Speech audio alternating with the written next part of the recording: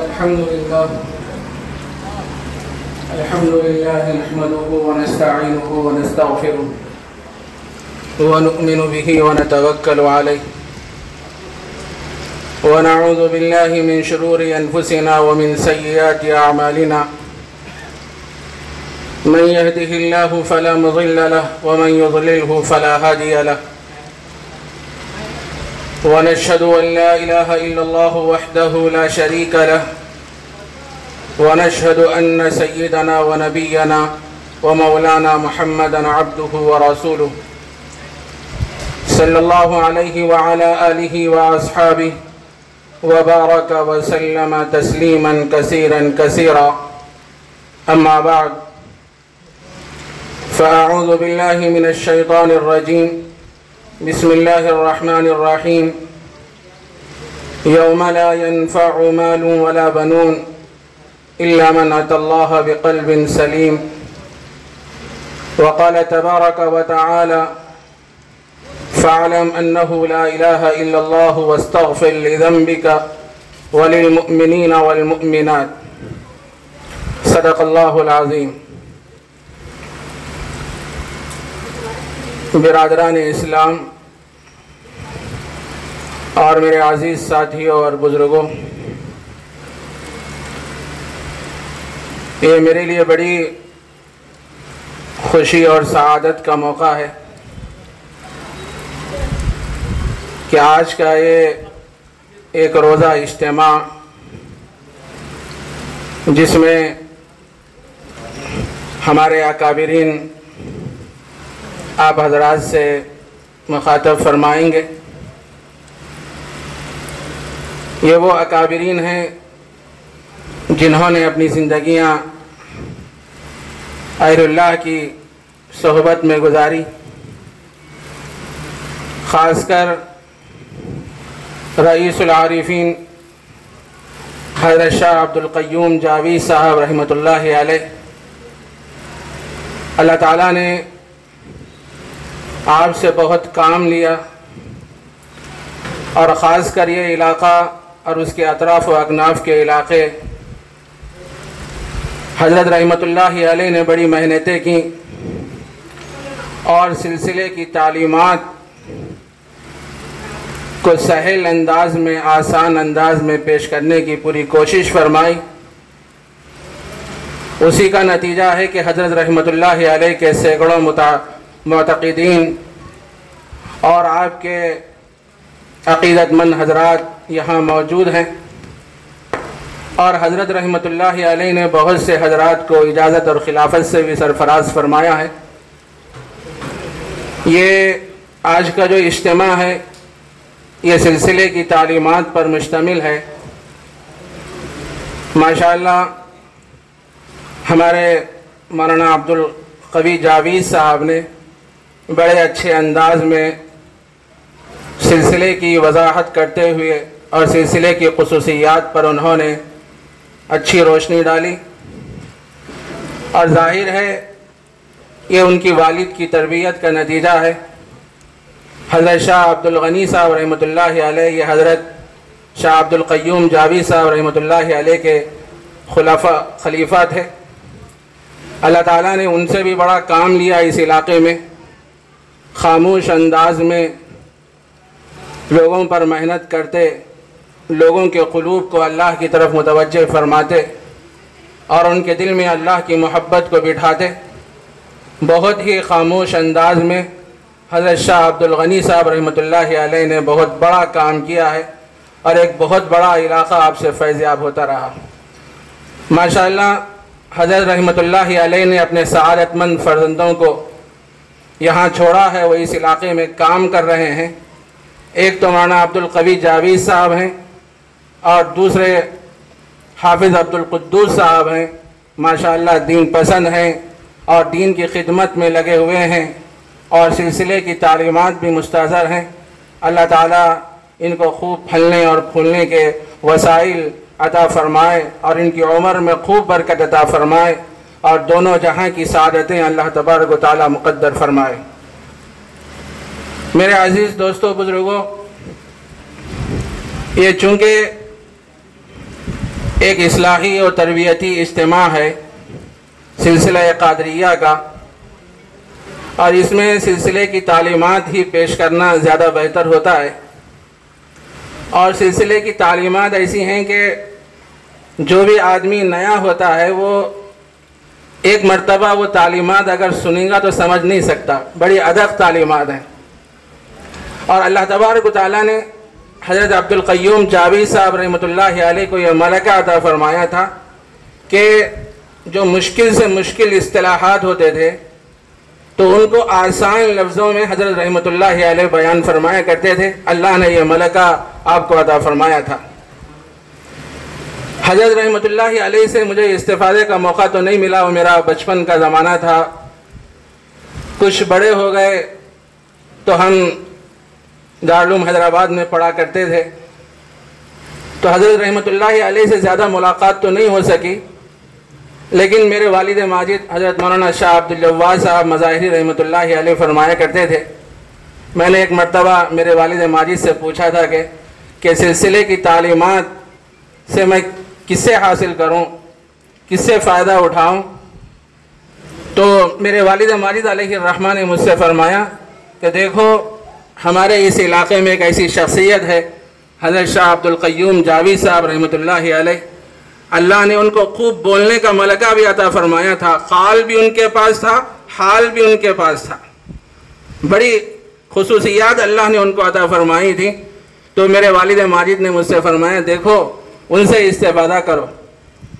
تو میں نے کہا کہ حضرت سے ملاقات تو مشکل ہے، جب حضرت ایک دم ضعیف اور کمزور ہو چکے تھے تو میرے والد ماجد علیہ الرحمہ نے فرمایا دیکھو حضرت کے جو کیسٹ ہوتے ہیں، آڈیو بیان جو ہیں اس کو سنا کرو۔ میں اس کے بعد حضرت کے بیانات کو سنتا تھا، اور جو کچھ بھی اشکالات مجھے کوئی چیز سمجھ میں نہیں آتی تو میرے والد ماجد علیہ الرحمہ سے اس کو حل کر لیا کرتا تھا۔ تو یہ اس علاقے پر حضرت رحمۃ اللہ علیہ کا بڑا فیض ہے، اور اللہ نے آپ سے خوب کام لیا ہے۔ اللہ تبارک و تعالیٰ آپ کی قبر اطہر پر کروڑوں رحمت نازل فرمائے۔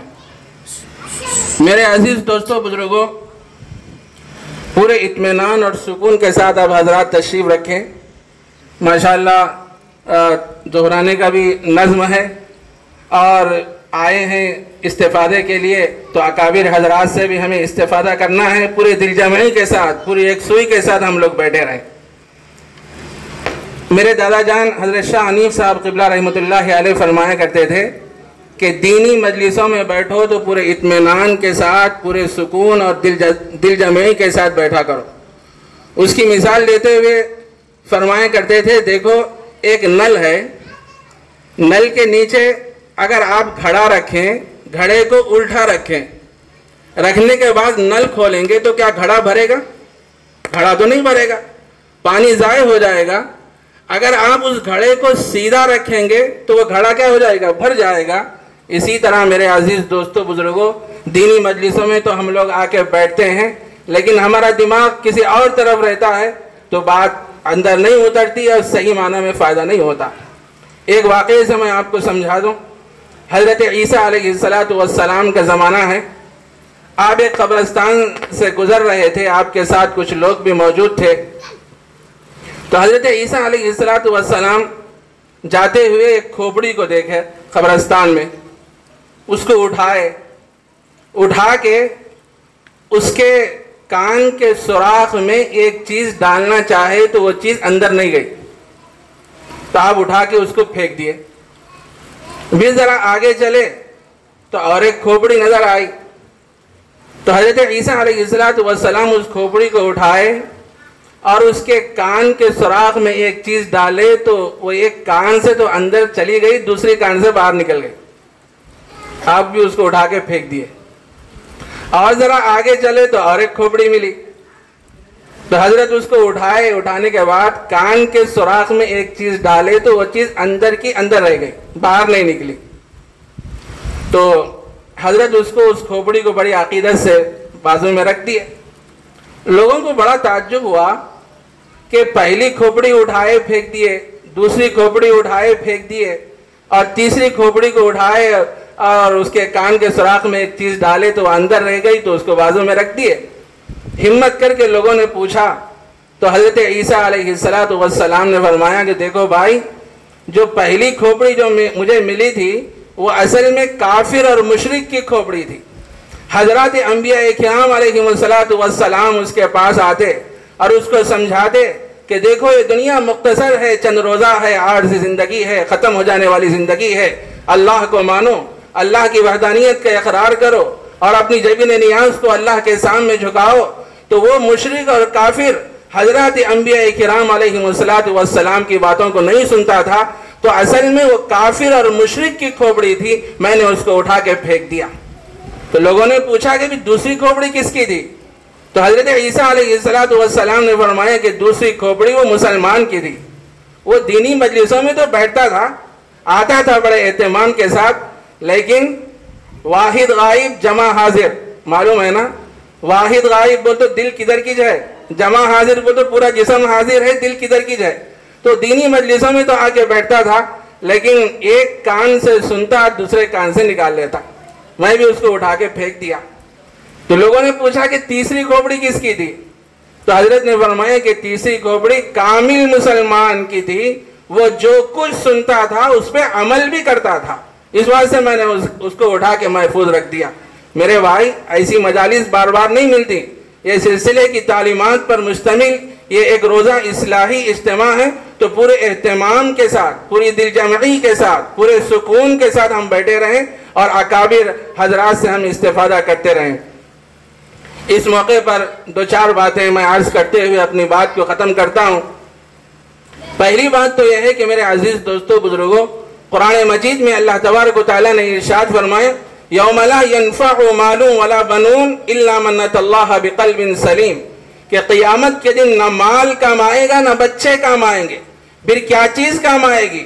جو سوارا ہوا دل اللہ کے دربار میں پیش کرے گا، اللہ کی محبت سے لبریز دل اللہ کے دربار میں پیش کرے گا، تو وہ چیز قیامت کے دن کام آنے والی ہے۔ اس دل میں اللہ کی محبت کو بٹھانا ہے، اس دل میں اللہ اور اللہ کے نبی کی محبت کو بٹھانا ہے، غیر اللہ کی محبت کو اس دل سے نکالنا ہے۔ جو ہمارے سلسلے کی جو تعلیمات ہیں اس میں یہی بات تو سمجھائی جاتی ہے کہ لوگوں کا عقیدہ مضبوط ہو جائے، لوگ ایک اللہ کو ماننے والے ہو جائیں اور اپنی جبین نیاز کو اللہ کے سامنے جھکانے والے ہو جائیں، اور ان کے ذہن و دماغ میں یہ بات رچ بس جائے، جو کچھ ہوتا ہے وہ خالق سے ہوتا ہے، پیدا کرنے والے سے ہوتا ہے۔ نفع کا پہنچانا، نقصان کا پہنچانا، عزت کا دینا، ذلت کا دینا، بیماری کا دینا، صحت کا دینا، بادشاہی کا دینا، غریبی کا دینا، امیری کا دینا، بچوں کا دینا، بچیوں کا دینا، مذکر کا دینا، مؤنث کا دینا، یہ سب اللہ کے قبضہ قدرت میں ہے۔ ہمارے سلسلے کی تعلیمات جو ہے وہ علمی جو سلسلہ ہے، وحدانیت والا یہ سلسلہ ہے، لوگوں کو اللہ سے قریب کرنے والا یہ سلسلہ ہے۔ لوگوں کے دلوں میں اس بات کو مضبوط کر دیا جاتا ہے، دیکھو ایک ہی اللہ ہے جو ساری کائنات میں جو کچھ کر رہا ہے، وہ تنہا ہے، اس کے قبضے میں سب کچھ ہے، وہ جو چاہے کر سکتا ہے۔ فعال لما یرید ان اللہ علی کل شیء قدیر، ہر چیز پر وہ قدرت رکھنے والا ہے۔ تو میرے عزیز دوستو، بزرگوں، اس دل میں ہم اللہ کی محبت کو بٹھانا ہے۔ اللہ تبارک و تعالیٰ نے کسی انسان کے سینے میں دو دل نہیں بنائے، ایک دل اللہ کے لیے ہو، ایک دل خواہش کے لیے ہو، ایسی بات نہیں۔ ما جعل اللہ لرجل من قلبین فی جوفی، اللہ نے کسی کے سینے میں دو دل نہیں بنائے، ایک دل اللہ کے لیے ہو، ایک دل خواہش کے لیے ہو، نفسانی خواہشات کے لیے ہو، ایسی بات نہیں۔ دل بھی ایک ہے، اللہ بھی ایک ہے۔ اس دل میں اللہ اور اللہ کے نبی کی محبت بسنا ہے۔ یہی وجہ ہے اللہ کی محبت اس دل میں کیسے آتی ہے؟ علماء کرام نے لکھا ہے 3 چیزوں سے آدمی کے دل میں اللہ کی محبت آتی ہے۔ پہلی چیز کیا ہے؟ صحبت اہل اللہ، اولیاء اللہ کی صحبتوں میں رہنے سے، بیٹھنے سے کیا ہے؟ اللہ کی محبت اس دل میں پیدا ہوتی ہے۔ اسی لیے قرآن مجید میں اللہ تبارک و تعالیٰ نے ارشاد فرمایا، یا ایھا الذین آمنوا اتقوا اللہ وکونوا مع الصادقین، اے ایمان والو اللہ سے ڈرو اور سچوں کے ساتھ ہو جاؤ۔ کتنے دن سچوں کے ساتھ رہنا؟ اتنے دن سچوں کے ساتھ رہنا کہ ہم بھی ان کے جیسے ہو جانا، ہم بھی ان کے جیسے ہو جانا۔ ہمارا لباس، ہمارے چلنے کا انداز، ہمارے بات کرنے کا انداز اور ہمارے کپڑے اور ہمارا حلیہ، ہر چیز اہل اللہ کی صحبتوں میں رہنے کی وجہ سے ان کے جیسی ہو جائے، اس وقت تک ہم کیا ہے اہل اللہ کی صحبت میں رہنا ہے۔ جو آدمی اہل اللہ کی صحبت میں رہتا ہے تو اس کے نتیجے میں اللہ کی ذات عالی کی محبت اس کے دل میں پیدا ہوتی ہے۔ آج ہمارا حال یہ ہے میرے بھائی، ہم اہل اللہ سے محبت نہیں کرتے۔ اہل اللہ جہاں جہاں بھی آتے ہیں، ان کی مجالس ہوتے ہیں، ہم وقت نکال کے فارغ کر کے آگے بیٹھتے نہیں، ان سے استفادہ نہیں کرتے۔ اہل اللہ کی صحبتوں میں بیٹھنے کا ایک اثر یہ ہوتا ہے، مولانا روم رحمۃ اللہ علیہ نے لکھا ہے کہ اولیاء اللہ وقت کے اسرافیل ہیں۔ اولیاء اللہ وقت کے اسرافیل ہیں۔ جس طرح اسرافیل علیہ السلام جب سور پھونکیں گے اس کے نتیجے میں مردہ زندہ ہو جائیں گے، اسی طرح اولیاء اللہ کی صحبتوں میں بیٹھنے سے مردہ دل زندہ ہو جاتے ہیں، مردہ دل زندہ ہو جاتے ہیں اولیاء اللہ کی صحبتوں میں بیٹھنے سے۔ اللہ نے وہ اثر، وہ طاقت اہل اللہ کی صحبت میں رکھا ہے۔ جہاں جہاں بھی مجالس ہو ہم غنیمت جائیں اور کسی شیخ سے اپنے تعلق کو قائم کریں۔ جس طرف ہمارا دھیان جائے، ہمارا دل جائے اور ہماری طبیعت جس کی طرف مائل ہو جائے، ہم اس شیخ سے رابطہ کریں، ان کی صحبت میں رہیں بیٹھیں۔ آپ کا یہ علاقہ شہر کرنول بہت سے اکابرین تشریف لاتے ہیں، اور حضرت شاہ جمال الرحمن صاحب مفتاح احمد برکاتہم کے یہاں پروگرام ہوتے ہیں، اور اسی طرح اور بھی بہت سے علماء کرام یہاں تشریف لاتے ہیں۔ جس طرف ہمارا ذہن چلے ان اہل اللہ سے ہم اپنے تعلق کو قائم کریں اور اصلاح کی فکر کرتے رہیں، اور اپنے دل میں جو برائیاں ہیں اور جو خرابیاں ہیں اس کو دور کرنے کی فکر اور کوشش کریں۔ کہ ظاہری ہمارا جسم بیمار ہو جائے تو ہم بے چین اور بے قرار ہو جاتے ہیں، پیٹ میں درد ہو جائے، بخار آ جائے تو ہم یہ کرتے ہیں کہ جو بخار کا جو اسپیشلسٹ جو ڈاکٹر ہوتا ہے اس کے پاس جاتے ہیں، اس کا علاج کرتے ہیں۔ اسی طرح پیٹ میں درد ہو جائے تو اس مرض کا جو اسپیشلسٹ ڈاکٹر ہوتا ہے اس سے رجوع کرتے ہیں۔ میرے دوستو کرنا چاہیے۔ اسی طرح ہمارے اندرون میں بہت سی بیماریاں ہیں، خرابیاں ہیں، کہ وہ کیا ہے؟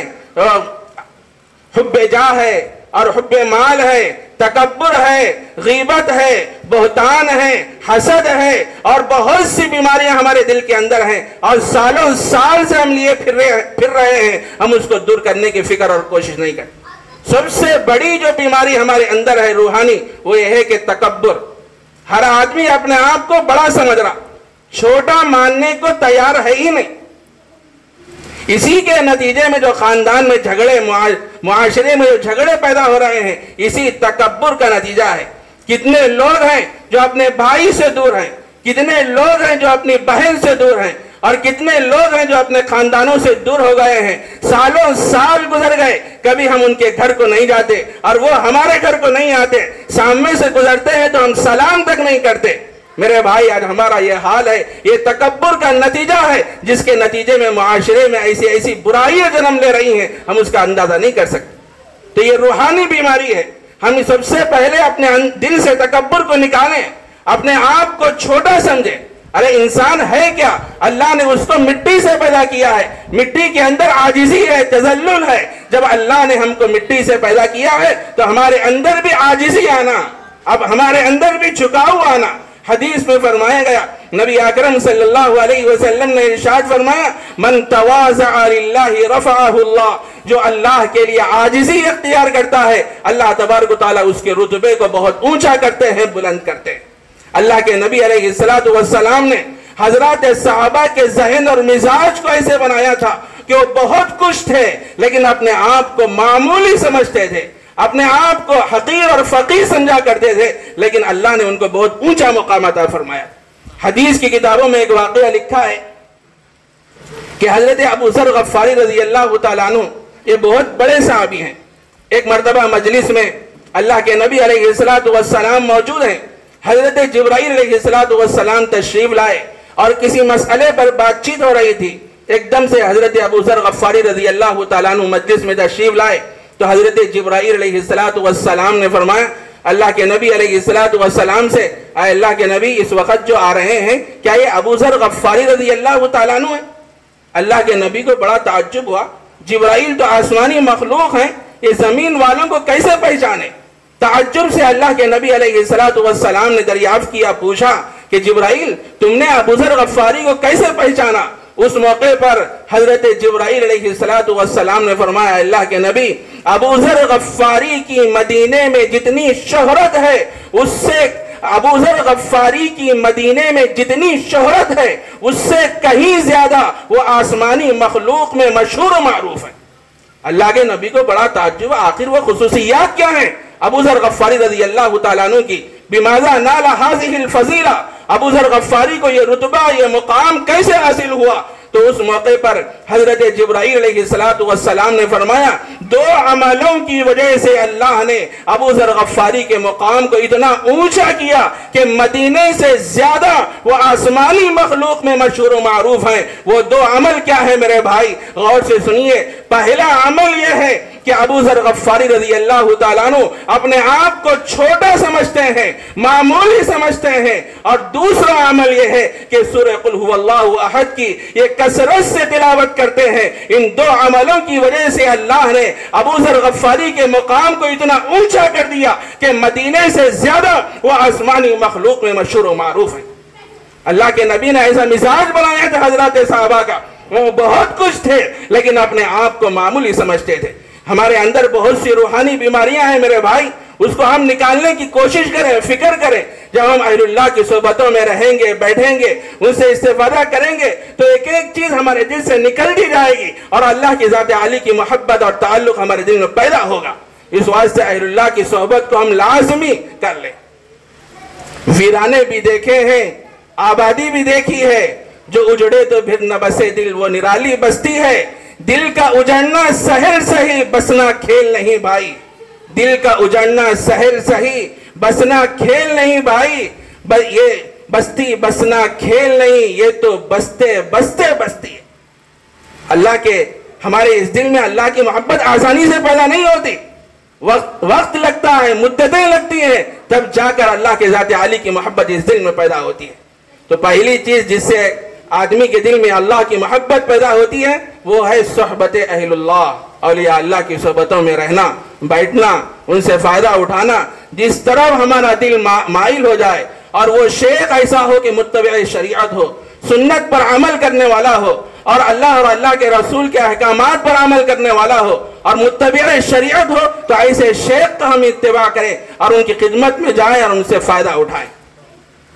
اللہ تبارک و تعالی کسی کی صورتوں کو نہیں دیکھتے اور کسی کے مال کو نہیں دیکھتے۔ اللہ تبارک و تعالیٰ تو دلوں کی حالت کو دیکھتے ہیں کہ اس دل میں میری محبت کو ان بسایا کہ نہیں بسایا۔ اللہ تو یہ چیز دیکھتے ہیں۔ حدیث میں فرمایا گیا، نبی اکرم صلی اللہ علیہ وسلم نے ارشاد فرمایا ان اللہ لا ينظر الى صورکم واموالکم ولكن ينظر الى قلوبکم واعمالکم، کہ اللہ تبارک و تعالیٰ تمہاری صورتوں کی طرف نظر نہیں فرماتے، تمہارے مال کی طرف نظر نہیں فرماتے، بلکہ تمہارے قلوب کو دیکھتے ہیں۔ اس قلوب کے اندر میری محبت ہے کہ نہیں ہے، اللہ کے نبی کی محبت اس دل کے اندر ہے کہ نہیں ہے، اللہ تبارک و تعالیٰ تو یہ چیز دیکھتے ہیں۔ اور اسی طرح میرے دوستو، کسی کا خوبصورت ہونا یہ کامیابی کی دلیل نہیں ہے اور کسی کا بدصورت ہونا یہ ناکامی کی دلیل نہیں ہے۔ ایسا نہیں کہ کوئی آدمی خوبصورت ہے تو وہ جنت میں چلا جائے گا، کوئی آدمی بدصورت ہے تو وہ جہنم میں جائے گا، ایسی بات نہیں ہے۔ بلکہ اللہ کے پاس پرکھنے کا معیار یہ ہے کہ جس کے دل میں ڈر ہوگا، تقوی ہوگا، خشیت ہوگی، اس کا تعلق اللہ کی ذات سے مضبوط ہو جائے گا، ایسا شخص جنت میں جائے گا۔ اللہ کے پاس پرکھنے کا یہ معیار ہے۔ اگر خوبصورتی کامیابی کی دلیل ہوتی تو مجھے کہنے دیجئے کہ ابو جہل جنت میں چلا جاتا۔ ابو جہل کے بارے میں تو آتا ہے کہ بہت حسین اور خوبصورت تھا، اسی طرح ابو لہب کے بارے میں آتا ہے کہ بہت خوبصورت تھا۔ روایتوں میں یہ بات ملتی ہے کہ گردن اور گلے کے اطراف کی جو رگیں ہوتی ہیں اور اس میں خون جو دوڑتا ہے وہ خون دوڑتا ہوا بھی دکھائی دیتا تھا۔ ابو لہب کو اللہ نے اتنا خوبصورت بنایا تھا، لیکن اللہ نے اس کا کیا حال کر دیا؟ تبت یدا ابی لہب وتب ما اغنى عنه ماله وما کسب سیصلی نارا ذات لہب۔ ابو لہب کے دونوں ہاتھ ٹوٹ جائیں، برباد ہو جائیں، نہ اس کا مال کام آئے نہ اس کے بچے کام آئے، ان قریب وہ ایک جہنم میں داخل ہو جائے گا۔ میرے بھائی، خوبصورت ہونا ایک کامیابی کی دلیل نہیں۔ اس کے برخلاف حضرت بلال رضی اللہ تعالیٰ عنہ کو دیکھیے، وہ شکل صورت سے اچھے نہیں تھے، کریح المنظر تھے، لیکن اللہ نے ان کے مقام کو اتنا اونچا کیا، اتنا اونچا کیا۔ سفر معراج کے موقع پر اللہ کے نبی علیہ السلام حضرت جبرائیل کے ساتھ آسمانوں پہ تشریف لے جاتے ہیں، اللہ کے دیدار کے لیے، اللہ سے ملاقات کرنے کے لیے وہاں جاتے ہیں، تو اللہ کے نبی آسمانوں میں جوتوں کے چلنے کی آواز کو محسوس کیے، تو حضرت جبرائیل علیہ السلام سے پوچھے کہ جبرائیل، یہ آسمانوں میں جوتوں کے چلنے کی آواز کو میں محسوس کر رہا ہوں۔ اس موقع پر حضرت جبرائیل نے فرمایا، اے اللہ کے نبی، ایک آپ کا ادنا سا غلام، ایک ادنا سا عاشق جس کا نام بلال ہے، وہ چلتا تو زمین پر ہے لیکن اس کی آواز آسمانوں میں اور عرش پر سنائی دیتی ہے۔ جب آدمی کا دل بنتا ہے، اللہ تبارک و تعالیٰ اس کے مقام کو اتنا اونچا کر دیتے ہیں۔ میرے بھائی، دل کو بناؤ، یہی دل انسان کو جنت میں لے جانے کا ذریعہ بنتا ہے، اور اس دل میں اللہ کی محبت نہیں ہوگی، یہی دل انسان کے لیے جہنم رسید کرنے والا بن جائے، جہنم میں داخل ہو جائے۔ اس دل پہ محنت کرنا ضروری ہے۔ ہمارے اندر کی جو روحانی بیماریاں ہیں اس کو ہم ایک ایک کر کے ختم کرنے کی فکر اور کوشش کرتے رہیں۔ دوسری چیز جس سے آدمی کا دل بنتا ہے وہ ہے دوام ذکر اللہ، اللہ کا ذکر کرتے رہنا۔ ذکر کرنے سے بھی دل نرم ہو جاتا ہے۔ اسی لیے قرآن مجید میں اللہ تبارک و تعالیٰ نے ارشاد فرمایا، یا ایھا الذین آمنوا اذکروا اللہ ذکرا کثیرا، اے ایمان والو کثرت کے ساتھ اللہ کا ذکر کیا کرو۔ جو آدمی کثرت کے ساتھ اللہ کا ذکر کرے گا، اللہ کی ذات عالی کی محبت اس دل میں پیدا ہوگی۔ دو چیزیں ہوگی۔ تیسری چیز یہ ہے کہ اجتناب عن المعاصی، گناہوں سے اپنے دامن کو محفوظ رکھنا۔ جو آدمی گناہوں سے بچ کے زندگی گزارے گا، تقوی کی زندگی گزارے گا، پھر اس کے دل میں اللہ کی محبت پیدا ہوگی۔ یہ ہے ان تین چیزوں سے آدمی کے دل میں اللہ کی محبت پیدا ہوتی ہے۔ ماشاءاللہ جو اجتماع رکھا گیا ہے، اس اجتماع کا مقصد یہی ہے کہ لوگ اللہ سے قریب ہو جائیں، اللہ کی وحدانیت کا اقرار کرنے والے ہو جائیں، اور ان کے دل میں اللہ کی محبت رچ بس جائے۔ اور ہماری جو سلسلے کی تعلیمات ہیں یہ بڑی اہم تعلیمات ہیں، اور یہ تعلیمات ایک موقع میں ایک مرتبہ بیٹھ کے اگر ہم سنیں گے تو سمجھ میں نہیں آتی، بار بار بیٹھنا پڑے گا، بار بار سننا پڑے گا، اور اس کے اصطلاحات بڑے ادق اور مشکل ہیں۔ لیکن اللہ تبارک و تعالیٰ رئیس العارفین حضرت شاہ عبد القیوم جاوید صاحب رحمۃ اللہ علیہ کو جزائے خیر عطا فرمائے، انہوں نے مشکل اصطلاحات کو بھی آسان انداز میں اس کو پیش فرمایا۔ اللہ تبارک و تعالیٰ ان کی قبر اطہر پر کروڑوں رحمتیں نازل فرمائے۔ اور حضرت رحمۃ اللہ علیہ کے بہت سے خلفاء ہیں جو خود کرنول میں ہیں، اور کرنول کے علاوہ حیدرآباد اور دوسرے مقامات میں ہیں۔ اللہ ان سے خوب کام لے رہے ہیں، اور سلسلے کی تعلیمات ان کے ذریعے سے پھیل رہی ہیں۔ میرے عزیز دوستو، بزرگوں، ہمارے 4 سلسلے ہیں۔ سلسلے کتنے ہیں؟ 4 ہیں۔ ایک ہے سلسلہ سہروردیہ، اور ایک سلسلہ نقشبندیہ، اور ایک سلسلہ چشتیہ، اور ایک ہے سلسلہ قادریہ۔ حضرت مولانا شاہ احمد سعید صاحب رحمۃ اللہ علیہ نے انہار اربعہ میں چاروں سلسلوں کی جداگانہ نسبتوں کو جنت کی 4 نہروں سے تشبیہ دی ہے۔ جنت کی 4 نہروں سے تشبیہ دی ہے۔ غور سے سنیے، فیہا انہار من ماء غیر آسن، جنت میں کچھ نہریں ایسی ہیں، فیہا انہار من ماء، کچھ پانی کی نہریں ایسی ہیں کہ وہ پانی کبھی سڑتا نہیں، بگڑتا نہیں، ایک ہی حالت میں رہتا ہے۔ یہ نسبت سہروردیہ ہے، نسبت سہروردیہ۔ وَأَنْهَارٌ مِّن لَبَنٍ لَمْ يَتَغَيَّرَ طَعْمُهُ، اور جنت میں دودھ کی کچھ نہریں ایسی ہیں جس کا مذاق بدلتا نہیں، وہ ایک ہی حالت میں رہتا ہے۔ یہ کون سی نسبت ہے؟ نسبت نقشبندیہ۔ وَأَنْهَارٌ مِّن خَمْرٍ لَذَّةٍ لِلشَّارِبِينَ، اور جنت میں شراب کی کچھ نہریں ایسی ہیں کہ اس کے پینے کے بعد آدمی کو لطف اور مزہ آدمی کو حاصل ہوتا ہے، آدمی کے اندر ایک جذب کی کیفیت پیدا ہوتی ہے۔ یہ نسبت چشتیہ ہے۔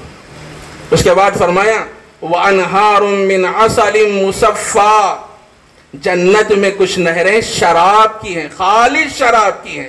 یہ نسبت قادریہ ہے۔ ہمارا جو سلسلہ ہے یہ نسبت قادری سلسلہ ہے، علمی سلوک ہے اس کے اندر، اور توحید کا اس کے اندر غلبہ ہے۔ لوگوں کو ایک اللہ سے جوڑنے کی فکریں اور کوششیں کی جاتی ہیں، لوگوں کے دلوں میں اللہ کی محبت کو بٹھایا جاتا ہے۔ اور سلطان العارفین حضرت شاہ حضرت صوفی غلام محمد صاحب رحمۃ اللہ علیہ نے بہت کام کیا اس علاقے میں، اور خاص کر یہ آپ کا علاقہ، آپ کے اسوار بہت ہوا کرتے تھے کرنول میں. ہم نے تو دیکھا نہیں حضرت کو، دیکھا بھی ہے تو ہمیں یاد نہیں ہے، ہمارے غیر شعوری کا زمانہ ہے. ہم نے ہمارے والد ماجد علیہ الرحمہ سے اور اپنے اکابرین سے بارہا سنا ہے کہ حضرت رحمۃ اللہ علیہ کرنول اور اس کے اطراف و اکناف کے علاقوں میں تشریف لاتے، بڑی محنت کرتے، اور اسی کا نتیجہ ہے جو کچھ بہاریں آپ دیکھ رہے ہیں کہ بعض گھروں کے بارے میں سنا گیا. ان گھروں میں نرسو تھا، اور حضرت رحمۃ اللہ علیہ آتے اور آ کے نرسو کو نکالے اور لوگوں کو اللہ کی وحدانیت کا اقرار کرائے اور لوگوں کے دلوں میں یہ بات مضبوط کرائے، دیکھو جو کچھ ہوتا ہے وہ اللہ کے کرنے سے ہوتا ہے، کسی کے کرنے سے کچھ نہیں ہوتا. آج ہمارا حال یہ ہے میرے بھائی، پیٹ میں درد ہوا، سر میں درد ہوا، آج ہمارے حالات خراب ہو گئے، ہم عاملوں کے چکر کاٹتے ہیں، عاملوں کے پاس رجوع ہوتے ہیں، لاکھوں روپے ان کے پاس دیتے ہیں، لیکن علاج نہیں ہوتا. ارے میرے دوستو، شفا دینے والی جو ذات ہے وہ اللہ کی ذات ہے، نفع دینے والی جو ذات ہے وہ اللہ کی ذات ہے. لاکھوں روپے ہم ان کے پاس خرچ کر رہے ہیں لیکن ہمیں فائدہ نہیں ہو رہا. اگر ہمارا تعلق اللہ سے مضبوط ہو جائے گا، اللہ کے نبی سے مضبوط ہو جائے گا، ہم اللہ کے دربار میں دعا کریں گے، مولا میرے پیٹ میں درد ہے، مجھے سر میں درد ہو رہا ہے، مجھے بخار ہے، آپ ہی مسائل کو حل کرنے والے ہیں، میری بیماری کو دور کر دیجئے. میرے دوستو، دو قطرے ندامت کے اس بندے کے اس آنکھوں سے جاری ہو جاتے ہیں، اللہ تبارک و تعالیٰ اس کی بیماری کو دور کر دیتے ہیں. لیکن ہمارے ذہنوں میں یہ بات نہیں آتی. کچھ ہو گیا تو ہم عاملوں کے چکر کاٹتے ہیں، ان کے پاس رجوع ہوتے ہیں، سالوں سال گزر جاتے ہیں لیکن اس کے نتیجے میں کوئی فائدہ نہیں ہوتا. اور بعض لوگوں کا ایسا حال ہے، ایسے عاملوں کے پاس رجوع ہو جاتے ہیں، وہ شرکیہ اعمال کرتے ہیں، اس کے نتیجے میں آدمی کے اندر توحید باقی نہیں رہتی، وہ مشرک ہو جاتا ہے، وہ کافر ہو جاتا ہے. میرے بھائی، حضرت صوفی صاحب رحمۃ اللہ علیہ نے اس علاقے میں اطراف و اکناف میں جو کام کیا ہے، لوگوں کے دلوں میں اس بات کو مضبوط کیا کہ عقیدہ توحید کو مضبوط کرو. جو کچھ ہوتا ہے اللہ سے ہوتا ہے، اللہ کے علاوہ کسی میں کوئی طاقت نہیں ہے. یہی وجہ ہے حضرت امام ابو حنیفہ رحمۃ اللہ علیہ فرماتے ہیں، اگر اللہ تبارک و تعالیٰ کسی نبی کو بھی نہ بھیجتے، کسی رسول کو بھی نہ بھیجتے، تو دنیا میں خود اتنے ایسے نظارے ہیں، پہاڑ ہیں، یہ دریا ہیں، یہ سمندر ہیں، یہ زمین ہیں، عجیب مخلوقات اللہ نے پیدا کر کے رکھی ہیں. آدمی اس پہ غور کر کے یہ سمجھے گا کہ اس کو پیدا کرنے والے اللہ ہیں.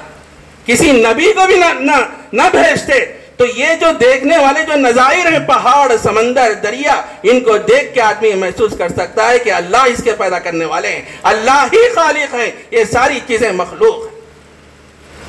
میرے عزیز دوستو، بزرگوں، جتنے ہمارے انبیاء کرام اور حضرات علماء کرام، اہل اللہ اور مشائخین اعظام، جتنے حضرات بھی اس دنیا میں تشریف لائے، سب کا مقصد یہ تھا کہ دلوں کے اندر جو گندگی ہے، جو روحانی بیماری ہے، وہ بیماری ختم ہو جائے اور اللہ کی ذات عالی کی محبت اس دل میں پیدا ہو جائے. سب کا یہی مقصد تھا. آپ کو معلوم ہے، امام ابو حنیفہ رحمۃ اللہ علیہ کا ایک دہریے سے ایک زبردست توحید کے موضوع پر مناظرہ ہوا، بڑا شاندار مناظرہ ہوا. مناظرے کی تاریخ بھی طے ہو گئی، مقام بھی طے ہو گیا. دہریہ بولتے جو اللہ کو نہیں مانتا، اللہ کا جو منکر ہوتا ہے، اس کو دہریہ کہتے ہیں.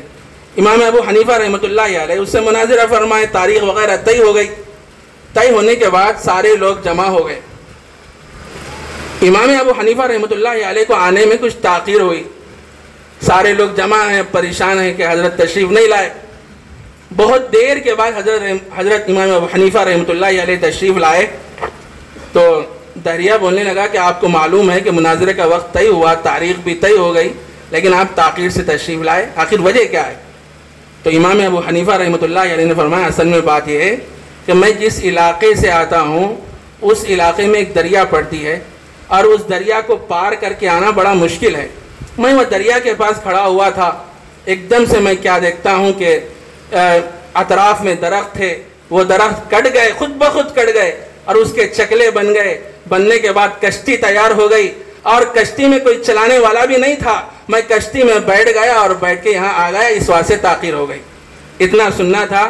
وہ دہریہ کہنے لگا کہ امام ابو حنیفہ رحمۃ اللہ علیہ کیسے بیوقوفانہ باتیں کر رہے ہو، کیسی دیوانہ وار آپ باتیں کر رہے ہو، پاگل والی باتیں کر رہے ہو کہ کیسے درخت خود بخود کٹ سکتا ہے، اس کے چکلے کیسے بن سکتی ہیں، اور اس کے بعد کشتی کیسے بن سکتی ہے، اور بغیر چلانے والے کے کشتی کیسے چل سکتی ہے، اتنا سننا تھا۔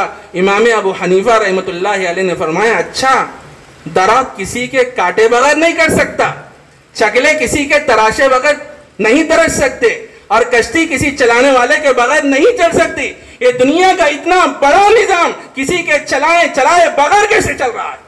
دنیا کا اتنا بڑا نظام کسی کے چلائے بغیر کیسے چل رہا ہے؟ اتنا سننا تھا۔ دہریہ لاجواب ہو گیا اور توحید کا قائل ہو گیا۔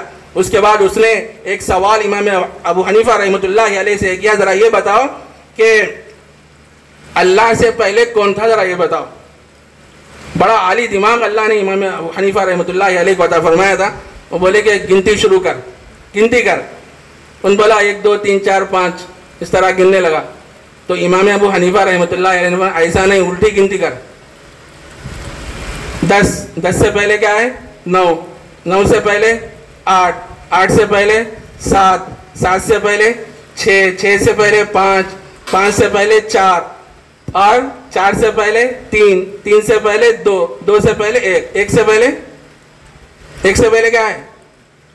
کچھ بھی نہیں۔ اللہ سے پہلے بھی کچھ بھی نہیں، اللہ سے پہلے بھی کچھ نہیں، تنے تنہا۔ سنا تو لاجواب ہو گیا۔ اس کے بعد دہریہ دوسرا سوال کیا کہ اللہ تبارک و تعالیٰ اس وقت کہاں ہیں؟ تو امام ابو حنیفہ رحمۃ اللہ علیہ نے فرمایا کہ موم بتی جلا۔ اس زمانے میں موم بتی ہوا کرتی تھی، موم بتی جلانے کے بعد بولے کہ اس کی روشنی کہاں ہے؟ بولے کہ روشنی تو ہر جگہ پھیلی ہوئی ہے اس کی۔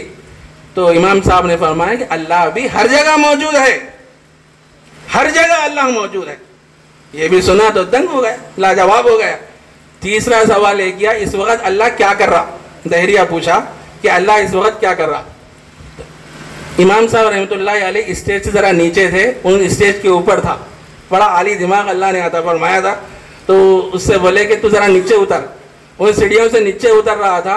امام ابو حنیفہ رحمۃ اللہ علیہ اوپر چڑھ رہے ہیں، چڑھتے ہوئے بولے اس وقت اللہ تبارک و تعالیٰ تجھے سیڑھیوں سے نیچے اتارتے ہوئے ذلیل کر رہا ہے اور مجھے اوپر چڑھاتے ہوئے عزت نصیب کر رہا ہے۔ میرے عزیز دوستو بزرگوں، یہ کہتے ہیں توحید۔